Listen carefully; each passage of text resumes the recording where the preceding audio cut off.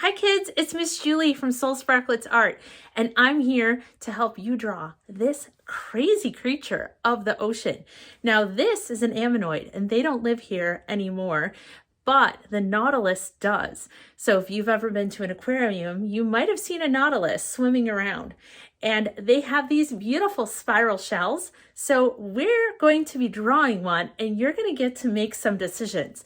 Make a warm colored ammonoid with a cool colored ocean, or a cool colored ammonoid in a warm color ocean. So we're going to be talking warm and cool colors today. You're going to need either India ink. Now I used what's called a bingo dauber. If you don't have one of these, don't worry. Grab a black marker, a really thick one if you can find one, but you can always use whatever you have, a black marker or a black crayon. And then you're going to need oil pastels or crayons. You're going to need white, and then any color you might have. I use neon, and then some watercolors. I use neon watercolors, but you can use whatever you have.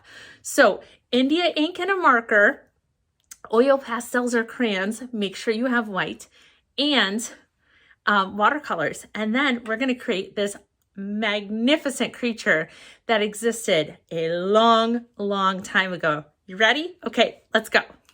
The first thing we're going to draw is the ammonoid shell. So we're going to start in the middle. Now, depending on which way you go as you're doing your spiral, the ammonoid's head is going to end up on one side or the other. I want my ammonoid head to end up right here. So when I do my spiral, I'm going to go up and to the right. So if I go to the right, it ends up on the left. If I go to the left, then my head is going to end up on the right. So again, remember, I'm using India ink in one of these bingo daubers. If you don't have one of these, use a really, really thick black permanent marker, especially if you are using watercolors to paint with. So a Sharpie is absolutely fine if you don't have one of these. Another option is if you have black liquid tempera, you can do the same thing. So I'm going to start right here in the center of my page, and I'm going to keep my spiral very, very tight. So as I go up and to the right, I'm going to keep my spiral really close to the line.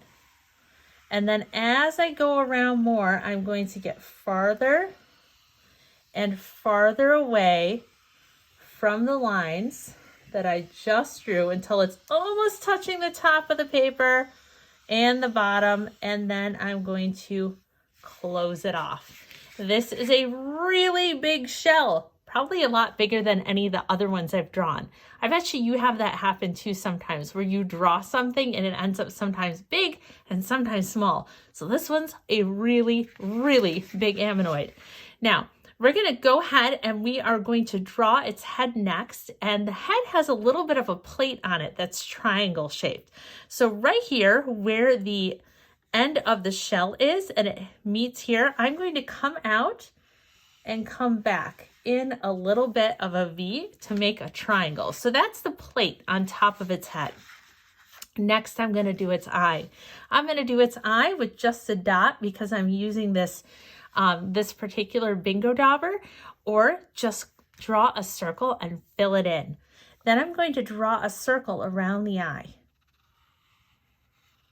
So no matter what you're using, you can do that. Next are for those tentacles that come out of its face. Kind of almost looks like it's got a big hairy mustache coming out. So we're going to start making them right here on this V. And we're going to make them kind of go everywhere. So we're going to kind of come out. Some of them might spiral up or down. Some of them might curve around. And I'm just adding these lines that are kind of coming out of this triangle, and they can go every which way.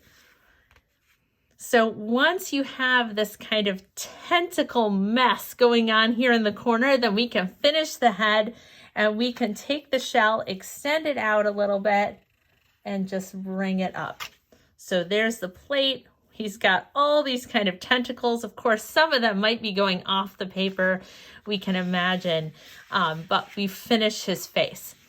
The next thing we're going to do is create the segments in the shell. So there are different segments, and in the fossils, when they're open and polished, you can see all these different rectangles that go throughout the shell. So we're going to add those.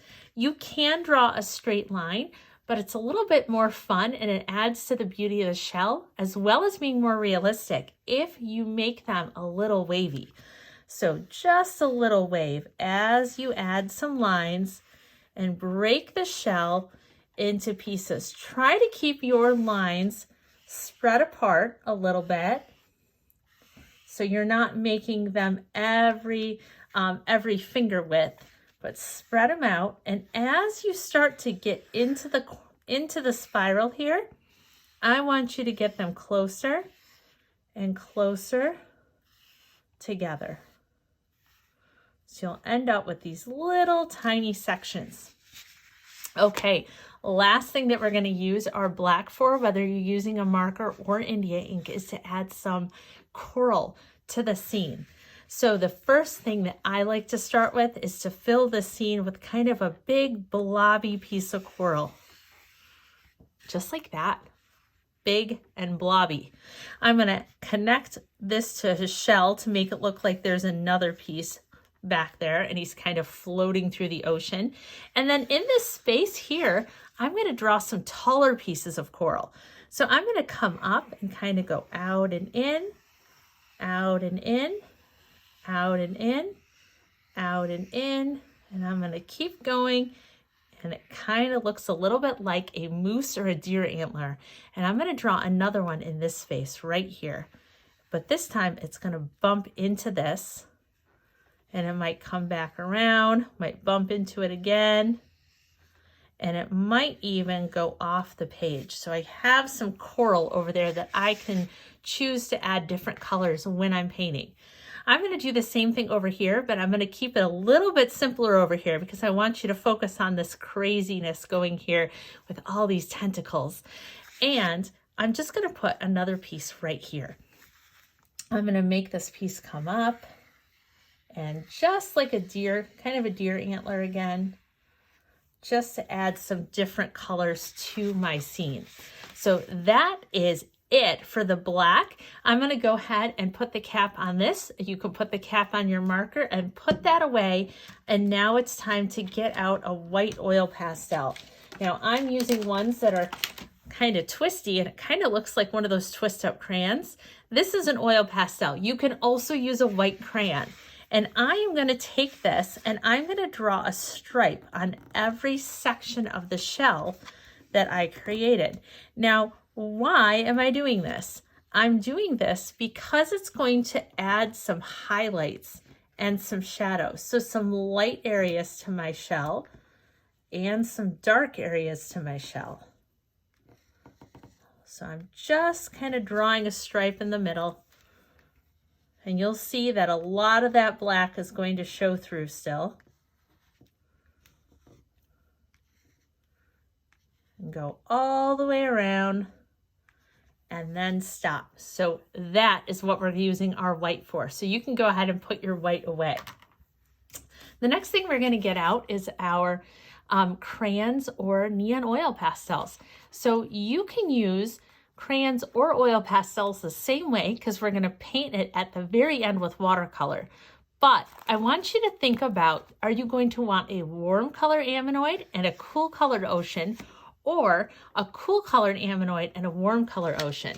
So when we talk about warm colors, we're talking about colors that are fiery. So yellow and orange and red and pink. So this is a warm color ammonoid, and he's really warm. So he's swimming in this cool colored ocean with greens and blues and purples. Now this ammonoid is totally different. This ammonoid is cold. He is full of cool colors. We're talking greens and blues and purples, and he is swimming in this. It almost looks fiery in sunset with reds and oranges and pinks. So we reverse the colors for this one. So I want you to choose a color scheme for your ammonoid.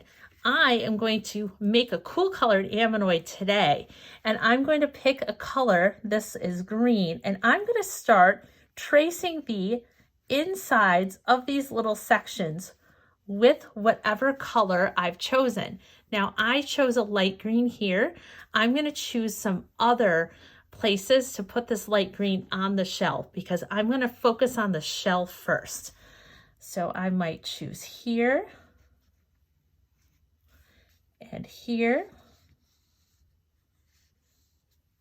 and here. And if at any point during this video I am going way too fast for you, make sure that you pause it so you can catch up and so you don't feel rushed, because everyone has their own pace and sometimes I go faster and sometimes I go slower. I'm going to put a light green over here as well. And then I'm going to get out another one. Now I have a darker green and I'm going to start choosing other sections to use for this particular cool color.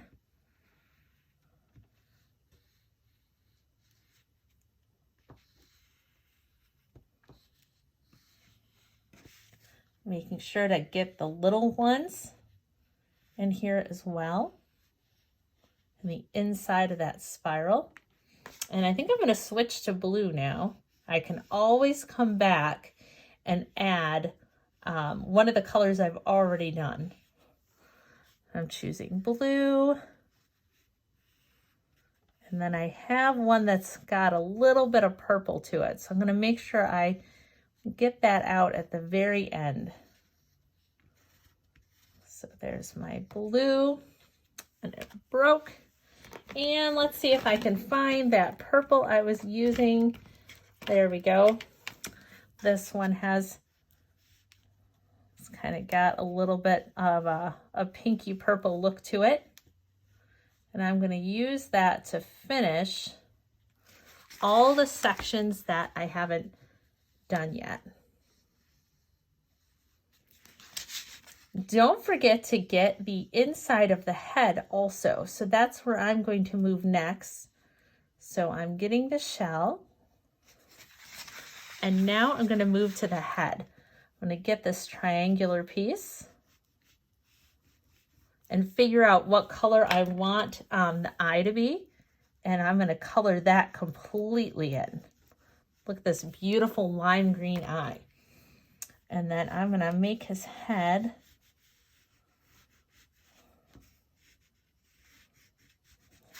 be blue. Okay, so we've used our cool colors. Now we're going to use our warm colors, and we're going to use them to decorate the coral. So again, we're going to go on the inside, and we're going to trace the inside lines.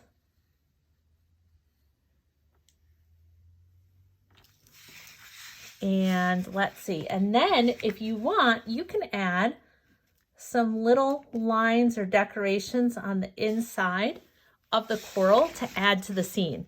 And then again, I use this color over here, so I'm going to use the same color on this side, on the other side of my ammonoid. And maybe in some different areas, I might add, make this blob turn into some fan coral. And add a lighter green outline around this one. So again, I'm just going through my my warm colors. Use this one to that in there, and then I think I have some pink. There we go. So I'll choose pink to do this last piece. And maybe some yellow on the inside. So I've added all of my details that I'm going to need, and then I'm going to get out my watercolor paint. So that's what I want you to do, okay? Let's go. Now I have some watercolors that are called liquid watercolors. So they sit in these tubs like this. They're a little bit different than watercolors that are going to look like this. These sometimes take a little bit longer to paint with because you constantly have to add water before you paint the paper. These don't need that. So when I'm painting, if I am going too fast for you, make sure you pause it so you can catch up, because you are probably, or you might be using a different watercolor than I am.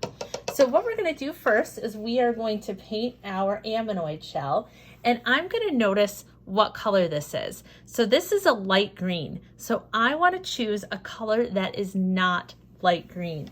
I'm going to use some purple, and I have to mix it up just a little bit here. There we go. I want the color on the inside of the rectangle to be very different from the outside of the rectangle. So anywhere that I have the outside with this light green, I'm going to paint the inside with this purplish blue here.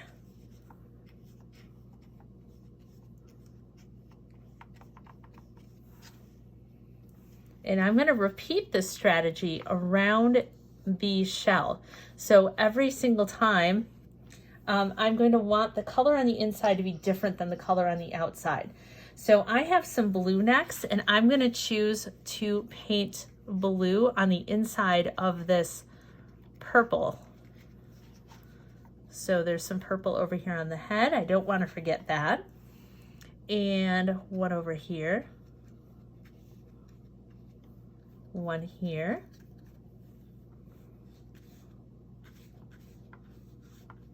One here. And I can't forget these little spaces in here. Okay, I have blue next, and so I'm going to choose light green for the inside area here. And you might not have a lot of colors, especially if you're using neon. So I'm going to quickly run out of colors to paint on the inside here. And I can choose one of the colors I've already painted with, so long as I paint it in all of the same areas. So let's see, this is a different, tried to make this green a little bit darker.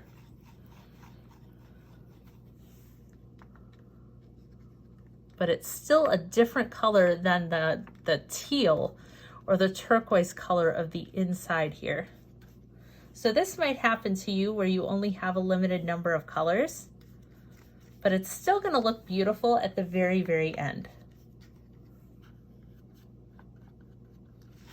Oh, and I forgot about this blue right here, so I'm going to make sure I get the rest of his head. And then his shell is done.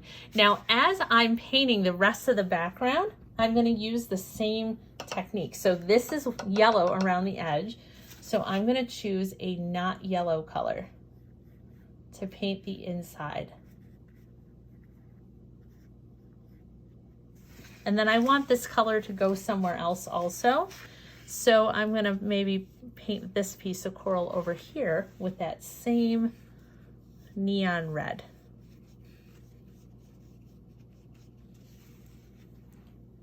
I'm going to grab some light orange next and I didn't notice that that was yellow, or that was orange. So I'm going to grab some yellow instead and choose yellow to paint the inside of this with. And do you notice how I kind of made a mistake, but I kept going, because one little tiny mistake shouldn't ruin my entire piece of artwork. I've worked way too hard on this piece.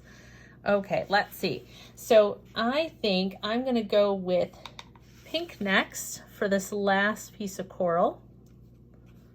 And then you might be wondering, what am I going to do with the ocean? Well, guess what?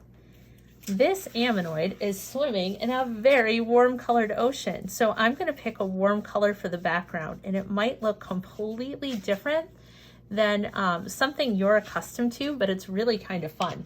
So I'm going to take my orange, and I am going to paint the water orange.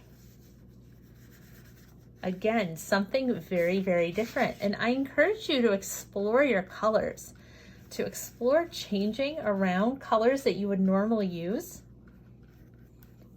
such as painting the water a completely different color. And I'm choosing to paint the water orange. Can you imagine? And the watercolor is going to go right over the India ink or right over your permanent marker, whatever you used.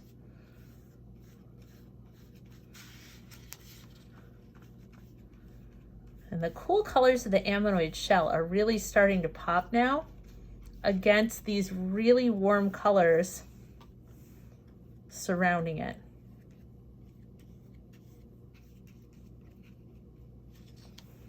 Okay, that's it. We have our ammonoid. So I hope you enjoyed drawing the warm and cool ammonoid with me, and maybe you've been inspired to make another one. Okay, kids, until next time.